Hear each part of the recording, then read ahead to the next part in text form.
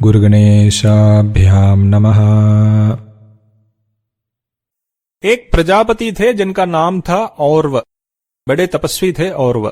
हिमालय में उनका आश्रम था। तपस्या या तप को ताप से संबंध है। ताप मतलब गर्मी। जब भी कोई तपस्या करता है तो उसके कारण उसके अंदर बहुत गर्मी पैदा होती है। इसलिए महात्मा लोगों के चेहरे पर चमक दिखाई देता है। वो गर्मी चारों ओर फैलने लगती है। और की घोर तपस्या से इतनी गर्मी उत्पन्न हुई कि वो तीनों लोकों में फैल गई और देवता सहित समस्त जीवजाल गर्मी से जलने लगे। तपस्या और आगे चली तो सारे लोग जलकर खत्म हो जाएंगे। ये थी हालत। सब मिलकर शंभू के पास पहुंचे। दूसरा कोई उपाय नहीं दिखा तो भोलेनाथ ने ऐसे एक मौके पर, जब और आश्रम में मौजूद नहीं थे, अपनी तीसरी आंख से पूरे आश्रम को जला डाला। तपस्या रुक गई। तीनों लोगों के निवासी बच गए। और वैसे तो शांत स्वभाव के थे, लेकिन जब उन्होंने देखा कि उनका आश्रम जला दिया गया है तो उन्होंने श्राप दे दिया कि जिसने भी ये हरकत की है वो खुद दुख की गर्मी से पीड़ित होकर भटकता चलेगा। महादेव का मन अशांत हो गया, न जाने किस चीज से, लेकिन वे बहुत व्याकुल और शोकार्त हो गए। कहीं एक जगह पर बैठ नहीं पा रहे थे भोलेनाथ। भगवान भोलेनाथ दुख से जलने लगे तो उनके साथ सारी दुनिया भी जलने लगी। पहले और की तपस्या से तो अब उनके श्राप से। सबने मिलकर और से प्रार्थना की कि कृपया आप अपना अभिशाप वापस ले लें और हमें इस प्रचंड क्लेश से मुक्त कराएं। और उन्होंने कहा, श्राप को बेअसर करना तो नामुमकिन है। हाँ, एक उपाय बताता हूं जिससे आप सबको मेरे श्राप से चैन मिल सकता है। गायों के दूध से भगवान श्री रुद्र का स्नान करते रहेंगे तो उनकी गर्मी कम रहेगी और आप सब भी सामान्य रहेंगे। भगवान श्रीहरि ने स्वर्ग से 77 दिव्य गाय दिए। उनके दूध से अभिषेक करने से समस्त जीवजाल समेत महादेव की गर्मी उतरी और सब लोगों ने भी शांति पाई। ये है भोलेनाथ के दूध के द्वारा अभिषेक का रहस्य। भगवान भोलेनाथ का अभिषेक हमेशा हमेशा करता रहना चाहिए ताकि उनके शरीर की गर्मी कम रहे, साथ में हमारा क्लेश भी। उन्होंने हम सबको औरव की तपस्या जनित अग्नि से जलकर खत्म होने से बचाया है।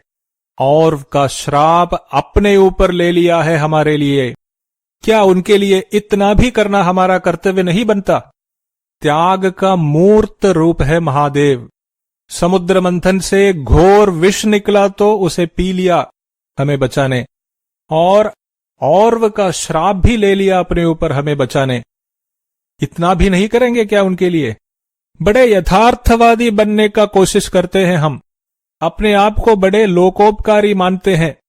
भगवान को क्यों चढ़ाते हो दूध? गरीबों में बांटो। नमक हरामी है शब्द इसके लिए। कृतघ्नता, मदद लेकर उसे भूल जाना। क्या हम सचमुच इतनी मतलबी और स्वार्थी हैं, या सिर्फ अज्ञानी हैं, या बहकाव में आकर हाँ हाँ कर रहे हैं? न सिर्फ दूध से, शिवजी को जितनी सारी ठंडी वस्तुएं हैं उनके द्वारा अभिषेक करते हैं। गन्ने का रस, चंदन, नारियल का पानी। जब तक भोलेनाथ की गर्मी कम, तब तक सब कुछ ठीक। अगर उनकी गर्मी बढ़ी, दुख और क्लेश भी बढ़ेंगे। धर्म को आधुनिक वैज्ञानिकता की गुलामी में लाने का कोशिश मत करो। आधुनिक वैज्ञानिकता का दृष्टिकोण सीमित है, सिकुड़ा हुआ है। हर चीज को सूक्ष्मदर्शी से देखना है वैज्ञानिकता की पद्धति। सूक्ष्मदर्शी से ही देखते रहोगे हमेशा तो तुम्हें कीटाणु ही कीटाणु दिखाई पड़ेगा हर जगह। उसमें समग्रता नहीं है, समष्टि नहीं है। मधुमेह को ठीक करते करते आदमी को नस की बीमारी हो गया तो मधुमेह के विशेषज्ञ को उससे कोई मतलब नहीं। मेरा काम है आपके मधुमेह को काबू में रखना। दूसरा, और किसी के पास जाओ। ये है आधुनिकता का तरीका। जीवन ऐसा नहीं चल सकता। इतना पूछते हो कि शिवजी को दूध क्यों चढ़ाना चाहिए, ये बताओ गरीब को क्यों खिलाना चाहिए? तुम्हारी क्या जिम्मेदारी है कि गरीब को खिलाएं? ये सवाल का जवाब है तुम्हारे पास। गरीब को खिलाना अच्छी बात है, ये तुम्हें धर्म ने ही सिखाया।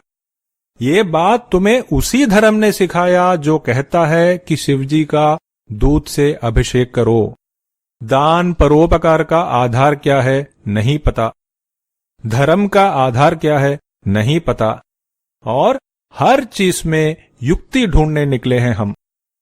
सुरभ्यै नमः। हरि ओम।